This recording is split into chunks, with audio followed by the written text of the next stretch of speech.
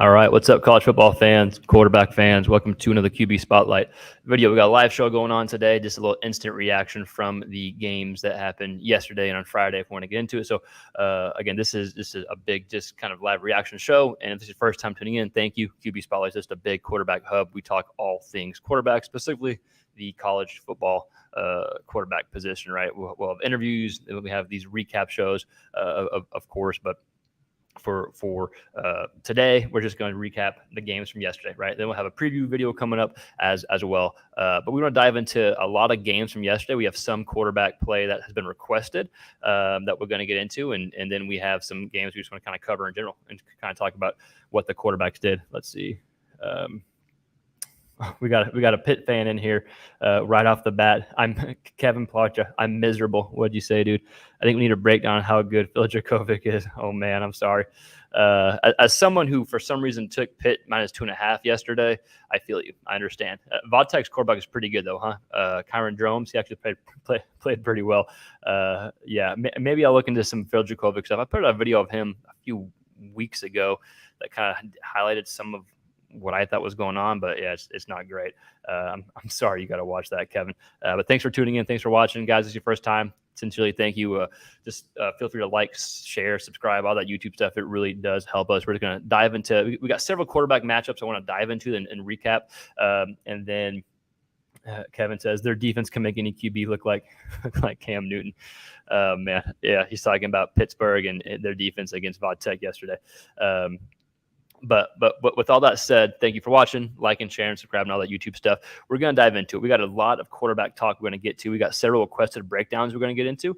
Then we also had just a lot of good quarterback play yesterday in general that I want to talk about and break down a little bit. We didn't have any videos last week, so I apologize. We were out of town, and then now my wife is sick, so we're doing this YouTube video when I probably should be at church. So yeah, don't judge me too harshly, fellas. But let's go ahead and dive into it. So let's talk Shedeur Sanders first. He's someone we always talk about, someone we always recap and preview. And so I want to continue doing that. So Sanders, 30 of 45 yesterday in the loss against USC, 371 yards, 4 TDs, 1 interception, had 50 yards on the ground and 1 touchdown on the ground. So 5 total touchdowns for Shedeur Sanders. Another really good game for him. If you take out the first quarter, which you can't because it's part of football, if you take the first quarter and you play how you play in the second and the third and the fourth quarter and the first quarter, maybe the game is different. But there's a lot of good takeaways to talk about Shedeur Sanders. And yes, we're not going to dive into Caleb Williams because we don't have a lot of USC followers on here, but Williams is awesome. He should probably win the Heisman again this year. He's unreal. So with that said, I just want to give a little Caleb Williams love, but let's talk Shedeur Sanders. Takeaways for me was, one, his ability to use his legs a lot more. There's some more design plays with him running the ball, which I thought was really good. And then also he was just able to scramble more. And you saw in the past few games, he was scrambling to pass. This time he scrambled to run, which I think was a way to slow down the pass rush. There wasn't as much pressure as there was the past few games or the past of the season so far. Now they still got pressure.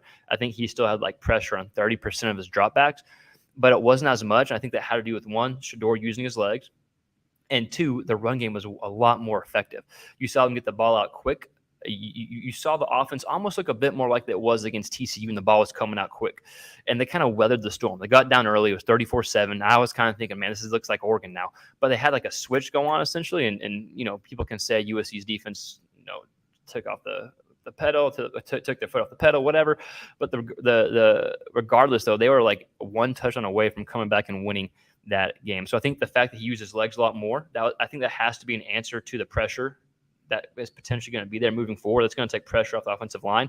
Yeah, his game is sitting in the pocket and picking you apart, but sometimes you have to adjust the scheme, adjust what someone's really good at, and he can still run the ball. So I think you use that ability to slow down the pressure, which is what they did, and it worked. Again, like we said, if the first quarter wasn't there, they scored multiple touchdowns in every quarter but the first quarter.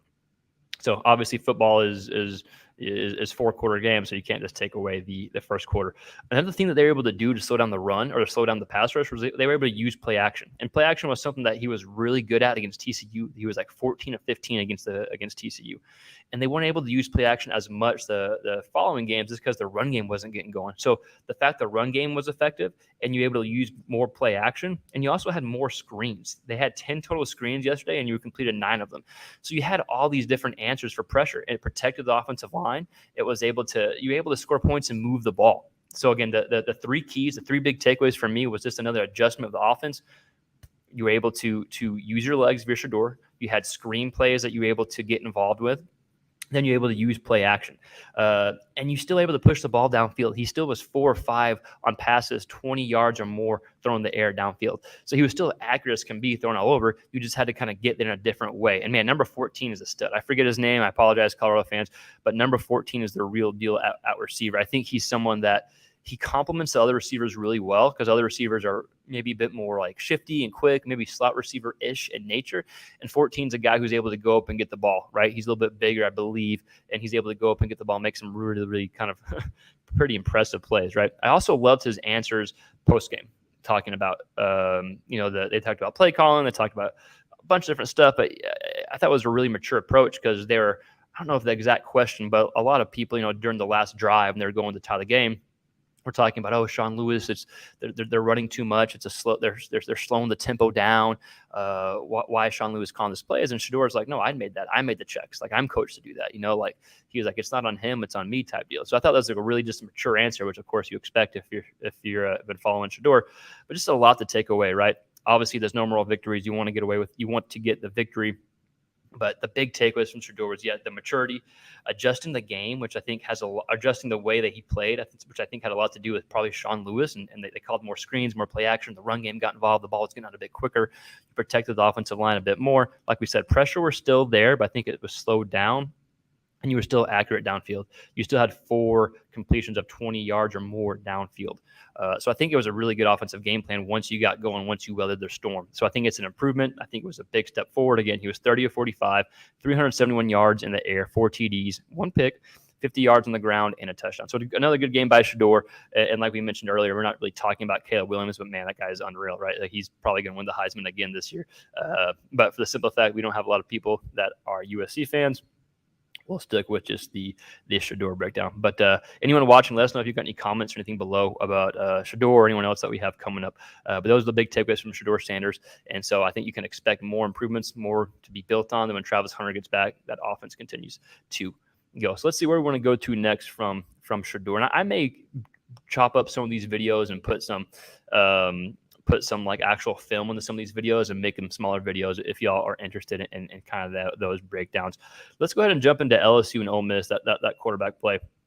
Probably the best quarterback play from both quarterbacks in a single game this year so far. And you can argue and say, yeah, maybe so, but it's also the worst defensive game played, and that's true as well. But let's dive into the quarterback play, just because we only talk quarterbacks, right, or anything related to the quarterback position. Let's talk Jaxon Dart from Ole Miss. Right off the bat, very solid, great opening drive. You saw him use his leg, you saw him pass, and it was almost like every big play was like coming on third down. Essentially, you were able to. When I was watching the game, I was like, okay, 3rd and 11, boom, convert. Wow, 3rd and 10, convert. Like, they were able to just find ways to convert. Jaxon Dart, let's find his stats real quick. He was 26 of 39 passing, 389 yards in the air, 50 yards on the ground, and 5 total touchdowns. There was nothing LSU could do to slow Jaxon Dart down. Like there was nothing the LSU defense could do to slow the Jaxon Dart down and just slow the run game down. However, when they got down 49-40, that's when I was really more impressed with Jaxon Dart, because they didn't have to necessarily change anything. They just kept the mindset they had. He was able to find a way to continue to make plays, and they didn't have to change their offense. Like, they weren't even starting to do these big chunk plays downfield. They stayed in their offense. They ran the ball a lot. They got the ball out quickly, and they had a lot of underneath type throws that got them quickly down. They got them down the field very quickly without having to alternate or without having to change their offensive strategy. So that was just an impressive time for Dart and the offense overall, going, being down 49-40 and come back. Like, everything was underneath for the Ole Miss passing game. Everything was underneath for Jaxon Dart throwing. You didn't need to take shots deep because you were having so much success. They only had 1 completion of more than 20 yards. He was also extremely good against the blitz. When LSU was bringing the blitz, he was extremely good against the blitz. 3 of his 4 passing touchdowns came against the blitz. So whenever LSU, they tried to blitz him, it didn't work. So they tried something else. They tried to sit straight back. Well, he was just as good whenever they didn't blitz. He was 18-24 for 227 yards passing and another touchdown. So LSU just had no answers. They had no adjustments. They weren't able to slow down Jaxon Dart whatsoever. And it also helps when the run game gets going, right? They had 200 something yards on the ground. There was no adjustments that LSU was able to do to slow down the offense. So I thought Dart did a great job just taking what the defense gave him, which was a lot, and they didn't need to push the ball downfield. It wasn't even deacon and dunking. It was just getting the ball out quick and letting your guys make plays with it. Again, Jaxon Dart, 26 of 39, 385 yards, or 389 yards passing, 5 total touchdowns, 50 yards on the ground, and made some huge third down throws too that I don't want to overlook, because the stats were huge, but the situational football was also really, really impressive for Jaxon Dart. And guys, girls, if y'all watching, please feel free to leave a comment. Let us know if y'all want any other quarterbacks broken down.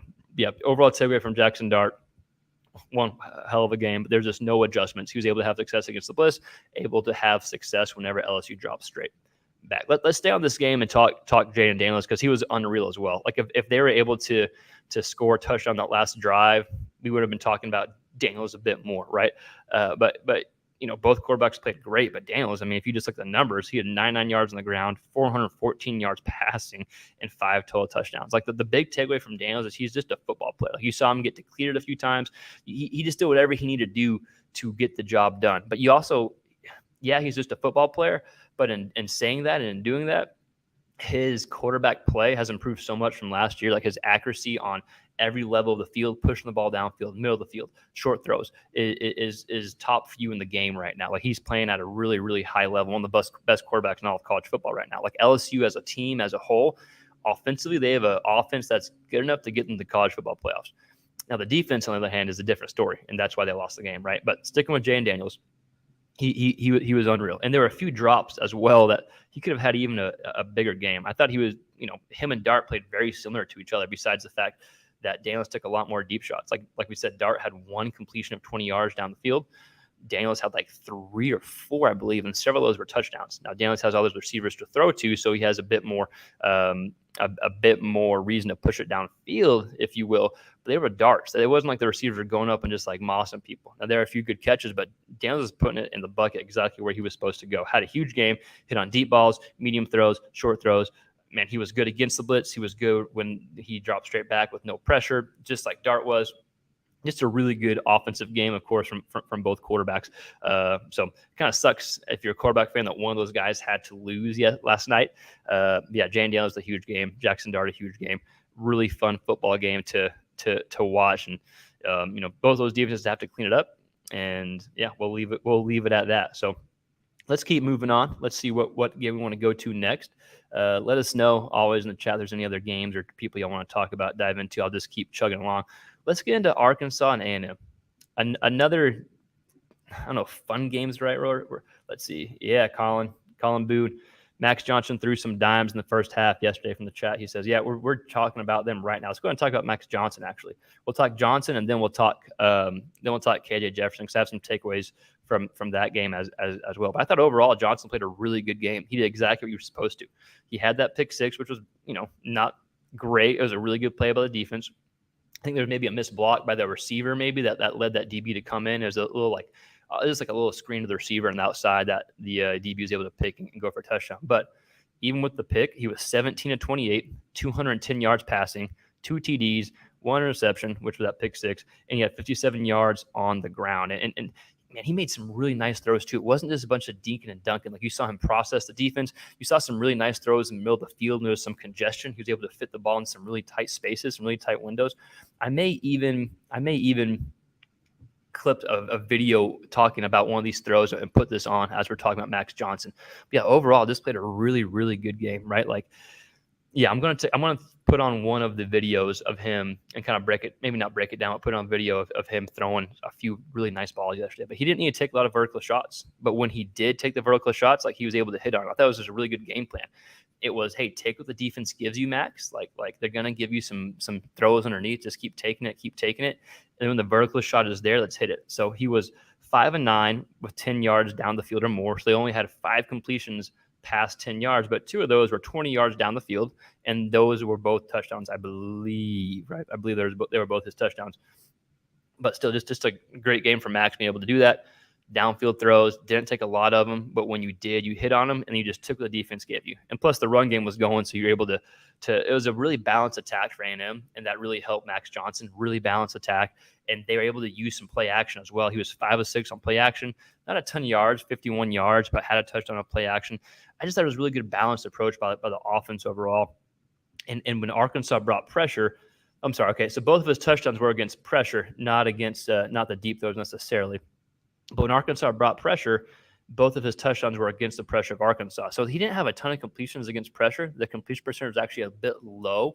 Arkansas did get some pressure on him, but he was able to make them pay. He was able to get 2 touchdowns. So you'll take that. Even if the completion percentage is low against the pressure and the pressure maybe worked some, you'll take 14 points off pressure if you are Max Johnson and Texas A&M. Again, 17-28, 210 yards, 2 touchdowns, only 1 pick, and 57 yards on the ground. I thought he had a really long run too. Right? Was that in the what was that? I forget what part of the game that was in, but that was the spark. And there's a chance when Arkansas got that pick 6, like they were a momentum shift. I thought it was also a big deal for A&M to stop Arkansas's.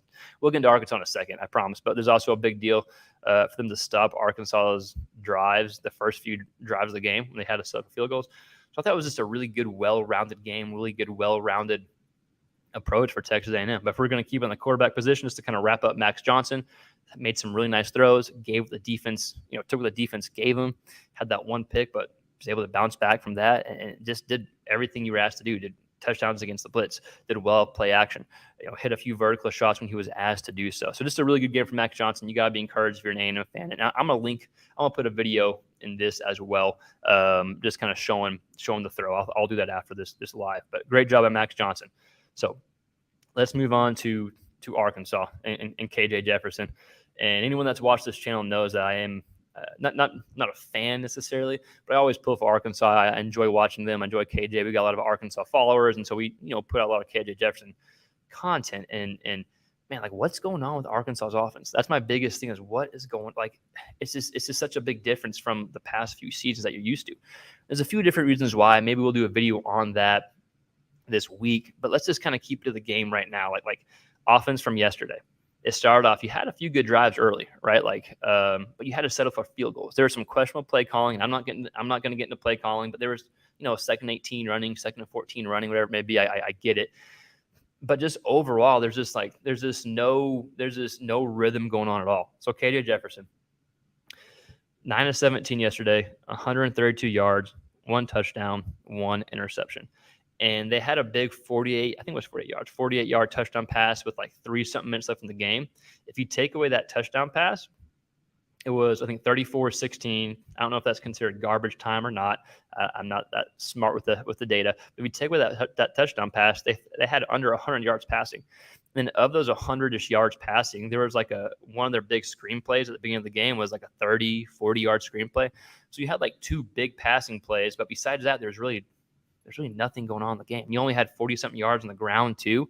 I know KJ had, there were sacks involved, and he had -3 yards rushing, so that makes the yardage a lot lower. But still, 42 yards on the ground. You take away some of those big pass plays, you have like 60, 70 yards passing if those 2 big pass plays aren't there. There's just not a lot of rhythm going on at all within the offense. And you have the new play calling, you have pressure coming on all the time. It just looks out of sync, out of whack. I have a lot of Arkansas friends I talk to about this, and they're frustrated, they're upset, and I totally get it. And now like you're getting more and more people talking about Arkansas and like what's going on offensively, just like national media people. I think it's fair to kind of question and ask. Let's see, Colin. KJ did Colin Boone in the chat. A&M did a great job wrapping KJ up and not letting him get loose to make plays. Absolutely. Absolutely. The pressure A&M got was huge. And maybe some of that's on KJ, maybe some of it's on the play calling. It's probably on the whole team, but a lot of the credit has to go to A&M's defense too, keeping KJ in check. And kind of going back to the offense and the game plan, there are just not any real downfield throws. There's not a vertical threat for Arkansas right now. And then once Haws, number 9 for Arkansas, their tight end, once he got hurt, that diminished the game even more, right? Like if you watch the LSU game, when I watched LSU last week for Arkansas, like KJ carried that team. KJ carried them. It was a loss, but it was a good performance overall offensively. I thought they were heading in the right direction. I thought that they would be able to build on that, right? But yeah, only 2 passes for KJ were thrown under pressure this game, but 41% of his dropbacks, there was pressure on him. So again, it's just, you can't get the run game going. There's always pressure, so you can't take vertical shots downfield. 5 of his 9 completions were behind the line of scrimmage. So you only had 4 completions in a big Division I football game that were past line of scrimmage, right? That you're not going to win games like that. Yeah, so their concept, their ways around it. I don't know the answer, like to how to fix it. I don't know if it's fixable. I don't know what the deal is. I don't get into coaching, and if I don't get into all of that. I definitely talk about with the Arkansas people and the Arkansas fans that I talk to, but definitely kind of sad to watch kind of KJ not have the season that you want him to have, especially after having 2 really good seasons where he was coming back, supposed to be the best quarterback in the SEC, right? Like if when you were talking your preseason talk, like when you talk to SEC, like not a lot of teams had returning starting quarterbacks. Arkansas was one of them, right? And so the fact that he doesn't look like himself, the fact that the play isn't there, again, plenty of blame to go around. I don't know who to place that at, right? But just just if I'm just speaking authentically and just from someone who's really rooting for KJ and rooting for Arkansas to do well, I'm just kind of like, man, I wish, I wanted to have the season he had last year. I wanted him to continue to grow and progress and get on draft boards. But with that said, I'm always more encouraging and positive than a lot. So you still have a season left. And you still have a good quarterback in KJ. There's still a ton of potential. Like if the play he's done the past few years, like he's a really good quarterback. It's just getting that play out, right? So enough on KJ. Maybe if Arkansas fans want me to do a full video on KJ and the offense, then maybe we'll do that. But yeah, just another, it's kind of not great performance for Arkansas's offense. Okay, let's keep moving on. If y'all have any other requests or people you want to dive into, let me know. But I'm going to go ahead and dive into Quinn Ewers. And again, if you're watching this, thank you for watching. Like, subscribe. If you're watching this after the live, thank you again. Sincerely, it means a bunch to us. So let's talk Quinn Ewers and Texas Longhorns. Their win, what was it, 41-14 against Kansas yesterday. Another really good win. Kansas is a pretty good ball club. They were a close game. Then Texas was able to pull away in the fourth quarter, like a lot of people were kind of talking about would happen. But I thought Quinn Ewers, man, if you just were able to watch glimpses of Quinn Ewers yesterday, and you compare it to the quarterback of last year, it's a huge difference. It doesn't even look the same, right? He's just such a better athlete. He just moves so much better. I'm not even talking about the touchdown run and the runs that he had. And yes, they were nice. He was able to use his legs, and it looked really good and athletic. But just the way he's able to move in the pocket, his pocket awareness has improved. And I think that's another testament to just the better overall athlete that he is, right? I like how he's moving in the pocket. His interception was moving in the pocket and kind of throwing cross body, I believe, right? Not really set. It's his first pick of the season, so picks happen. But overall, I really like how he's moving, and he was able to something he was able to do last week against Baylor. He was able to do again against Kansas, and that was live in the middle of the field. You didn't have to do all these long throws outside the numbers. He was able to keep everything inside the numbers because Kansas was giving that to him. So yesterday he was 25 of 35 for 325 yards, 1 touchdown, and 1 pick that we talked about where he was kind of moving to the right. I think that was right before half, right? And they're about to maybe get a field goal. He was trying to get a touchdown and threw that pick. But 280 yards of the 325 yards were inside the numbers, so middle of the field again. And so if the teams are going to give you that, it's a much easier throw to make than having to throw outside the numbers. So you just keep taking it, right? Eventually, Texas was too much for Kansas, and Quinn Ewers was too much for the defense, and made some really nice throws. You got Worthy involved at the end of the game when you were able to pull away. So I thought he did exactly what he needed to do. He did exactly what he had to do against Kansas. When you have better athletes, even when Kansas is playing good and it's really close, eventually you kind of just are able to take over that game. I may put some clips or maybe one clip of Quinn Ewers here and show him making a good throw middle of the field, maybe demonstrate his ability to move in the pocket that I thought he did a really good job on. So still an overall really good game for Quinn. Maybe not as huge numbers as last week, but he still had 325 yards passing, right? Maybe only 1 touchdown, but he had a touchdown on the ground as well. So I still thought it was a pretty good game for Quinn. And, you didn't really have any deep shots you connected on. I don't know if you had any throws of 20 yards downfield or more in the air. I don't think you did, but you didn't really need to, right? You didn't need to take that chance. And, yeah, it was close, but eventually your offense was able to overcome, and those quick throws, the more intermediate type throws, were able to be successful. And you didn't have to sell it for field goals. Like the first half, you sell it for field goals. The second half, you're able to pull away. So, overall, Quinn Ewers, a lot better athlete, right? Yes, the running is impressive. Yes, those touchdowns are impressive. Just the ability to move within the pocket, I think, has improved and looks good, much better than last year. And then he was able to live in the middle of the field again, taking what Kansas gave him, doing what he needed to do to win the game. We may do a video of Quinn and put that here at the end. All right, let's keep moving on. Who we want to go to next? Let's see. Let's talk a little Tennessee, South Carolina. We'll just briefly touch on this, and then I do want to talk about some Carson Beck with Georgia. So let's see. Okay, let's go. Spencer Rattler, South Carolina. Joe Milton, Tennessee. Let's go ahead and talk Joe Milton just because they won the game, right? And what was it, 41-20, 40-21, one of those two scores. I can't remember exactly. But let's talk Joe Milton. Joe Milton, 21-32, 239 yards passing, 1 touchdown, 2 picks. So not a great game overall for either quarterback necessarily.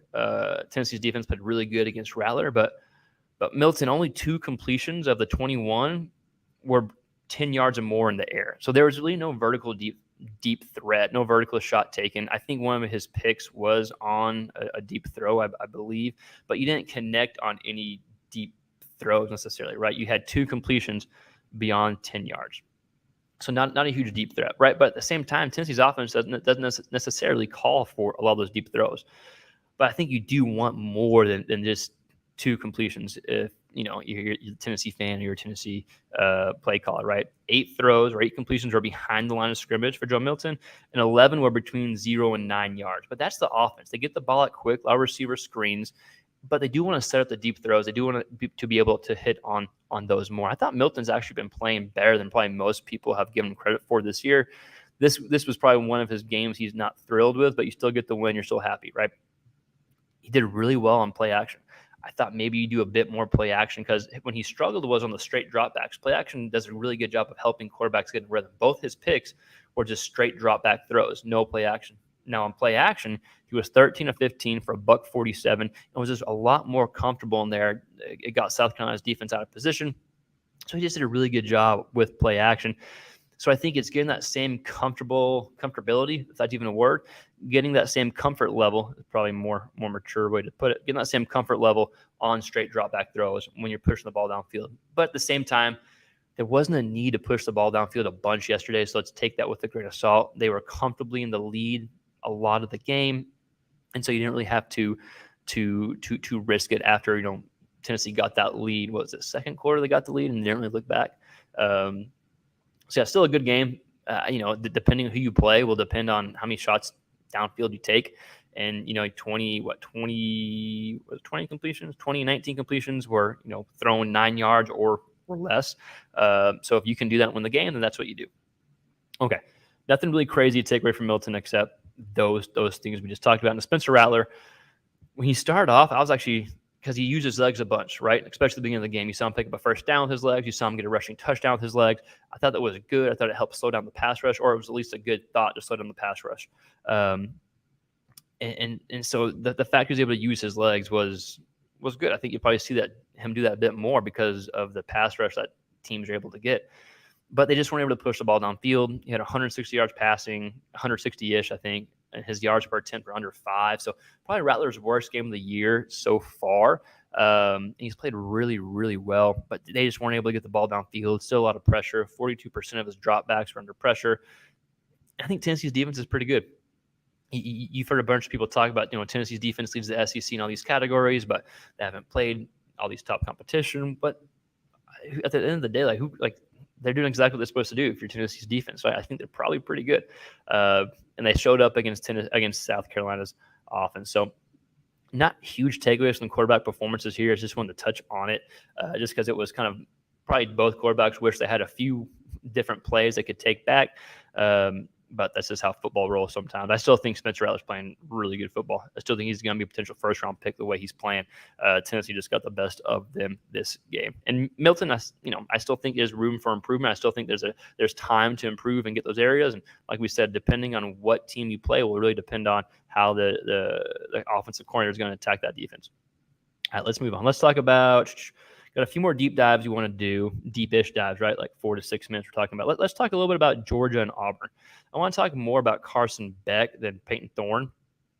If we want to hit on Thorne real quick, I mean, there was really no passing game. I think they had 82 yards passing, or maybe 100-something yards passing if you include Ashford's throw. But Thorne had more rushing yards than passing yards, and they still almost beat Georgia. So, I mean, you got to give them credit. They fought. They did all they could do and gave all Georgia was able to handle.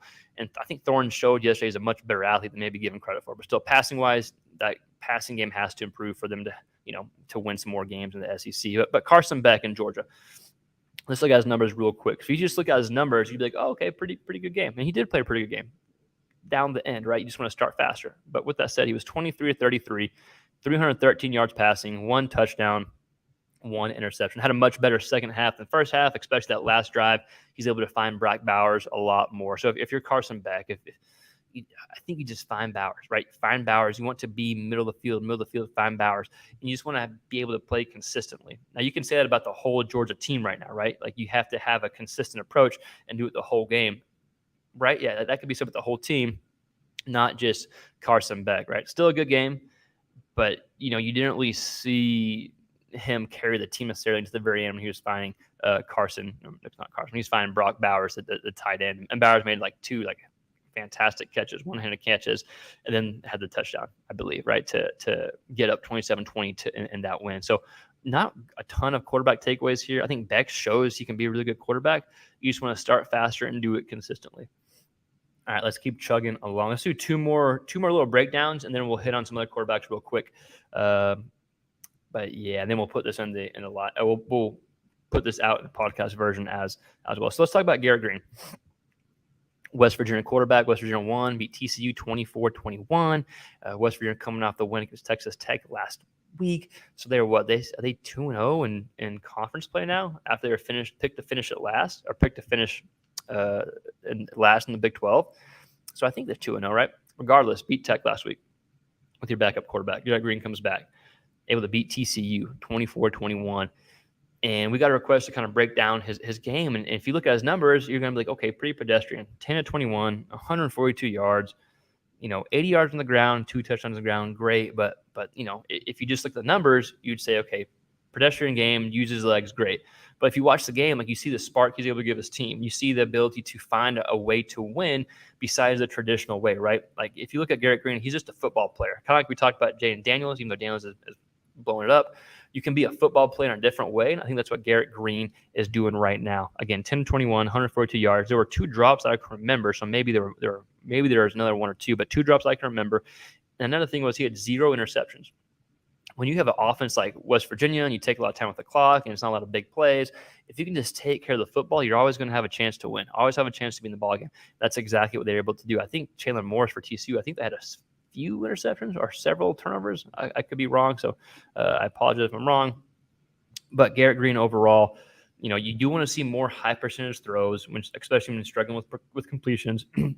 12 of the 21 attempts were 10 yards or more, and he was 4 of 8 on throws 9 yards or less. 0 throws or 0 attempts behind the line of scrimmage. So I'd probably want to see a bit more of that, especially in West Virginia's type of offense, where you do some, you disguise some stuff with some motion, you try to get the run game going. I think it can help get the quarterback in a rhythm and get them some easy completions. So I would want to see maybe more quick screens, maybe more throws behind the line of scrimmage, try to get some stuff going, and then take some more shots, right? Play action numbers, he was 5 of 10.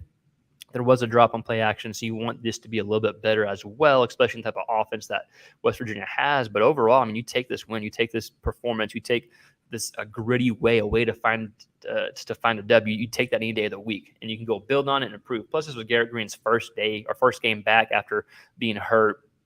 What game was he hurt? I apologize for forgetting. But this is his first game back after suffering an ankle injury. And you saw him kind of tweak it again, but he just fought, played through it. Just a really tough football play. If you haven't watched Garrett Green play for West Virginia, go ahead and check him out. He's fun to watch. Okay. All right. Let's do one more little brief breakdown. Then we'll kind of hit some other takeaways and call it a day. All right. Jordan McLeod for James Madison. Another requested kind of breakdown that we'll do. Again, James Madison's playing some good football. If you haven't watched them play, go ahead and check them out. They've had some. They were able to score a lot against Virginia and win. They were able to find a way to win in a low-scoring game against Troy. It was like 16-14. They just are able to find ways to win. They're coming off another good win against South Alabama, 31-23, if I'm not mistaken. Really good first half, slow second half, which has probably been a theme the past few games. So let's talk about Jordan McLeod, because that's one of the questions that was brought to us is, and not these exact words, but the third quarter was a quarter that he struggles with compared to the first, second, and fourth. If you go back and look at the offense, especially the past few games, the third quarter is a quarter that the whole offense has struggled with. But the first half, they've been able to score points, right? So I don't know if I have a good answer on why the third quarter is a quarter you're struggling with. But I think play calling definitely changes. Whenever you have a decent lead or you've had some success on offense in the first half, you kind of don't feel like you need to continue to run that type of scheme or push the ball downfield. So you maybe change it a little bit and the team kind of gets back in the game, right? Which is what we saw. And then you're able to, have a better fourth quarter, which is, again, what we saw. They scored one touchdown right in the fourth this past week. I don't know if I have a good answer, but I think the fact you get up early and then you kind of change it in the third quarter, the team comes back, and then you kind of go back to what was working in the fourth. So I think maybe if you're a bit more consistent in each quarter, that may change. But let's talk about McLeod and the game yesterday. So I thought he did a really good job on several different things. Number one, he distributed the ball really well. He only had 12 completions yesterday, but he distributed the ball really well. He had 104 yards outside the numbers passing. 48 of those yards came on a deep touchdown pass, I believe.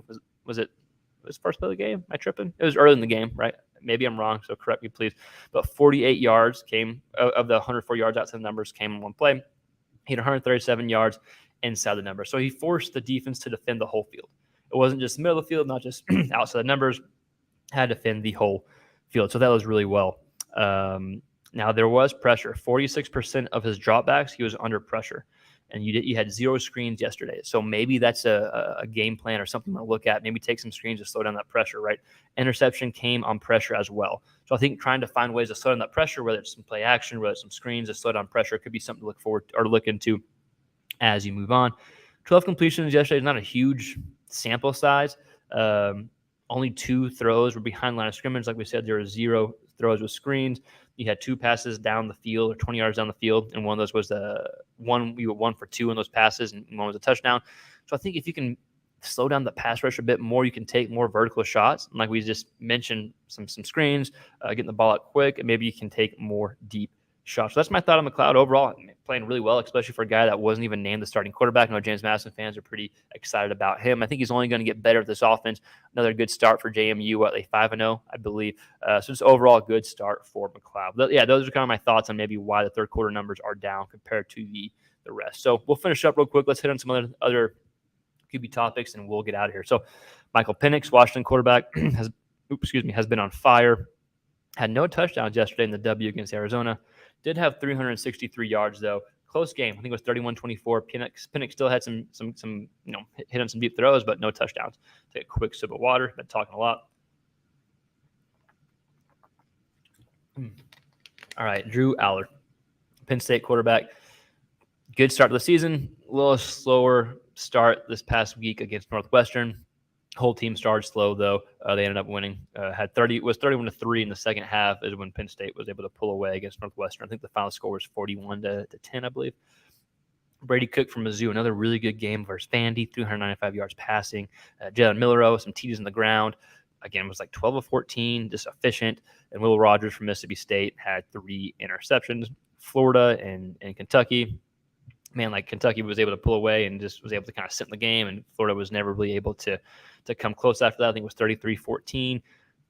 Devin Leary for Kentucky, again, not really in sync with the team again, or not really in sync with the offense. Was only 9 of 20 for 69 yards or 67 yards at one of the two, but 0 interceptions. So that's improvement. No interceptions. Team's able to come out and win. Graham Mertz actually played okay, played within the offense, but he had that pick 6. It was dropped. It was hit off his teammate, and they were able to return it for a touchdown.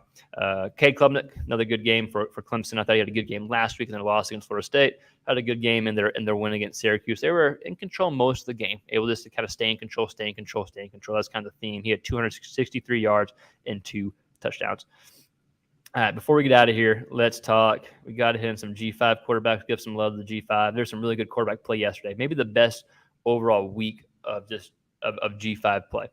So Cam Fancher from Marshall, 278 yards passing, 102 yards rushing, and they beat Old Dominion. Really high, I think it was 41-35. They beat Old Dominion. Probably his best game of the year so far.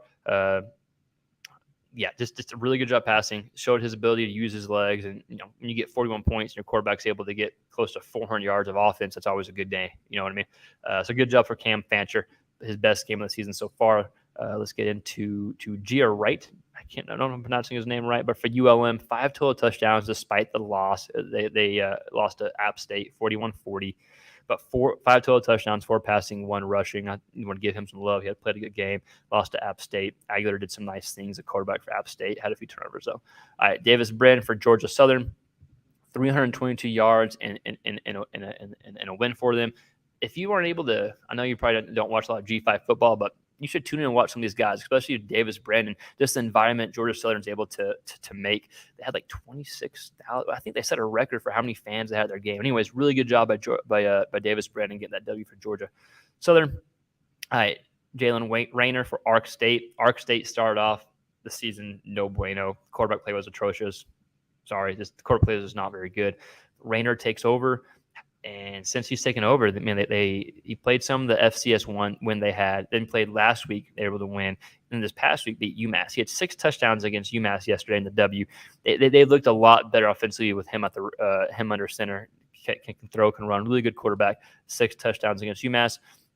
Byron Brown for USF. Kind of like with Rayner, man. Like he's been a big reason why USF, I think, is a 3-2 now, that they've been able to get some W's. They finally found their quarterback. They've always been like a quarterback away from being able to be a lot more competitive at that G5 level. Had 338 yards passing, 3 touchdowns, and the W over Navy yesterday. Great job for Brown. And TJ Finley, Texas State, another really, really good game, and that offense is really performing well. He was 19-24, 338 yards passing, and 2 touchdowns. Really efficient. I mean, can make every throw you need to make. They won 50-36 against Southern Miss, but another good game for TJ Finley, that Texas State offense. So I think that's all the quarterbacks we wanted to hit on today. We talked a lot. You're probably tired of listening to me talk, but I'll put this in the podcast version. I'll put this in. This will be up so you can go back and watch. And I'll probably break down a few more of these quarterbacks and maybe put some film onto it and put it out. But as always, thank you for watching. Thank you for listening. Please subscribe, like, share, all that YouTube stuff. It really does help, and we'll try to figure out the best time to do these live shows. But that is it for the instant reaction. Like, share, subscribe, all that stuff. We'll see you next time. Peace.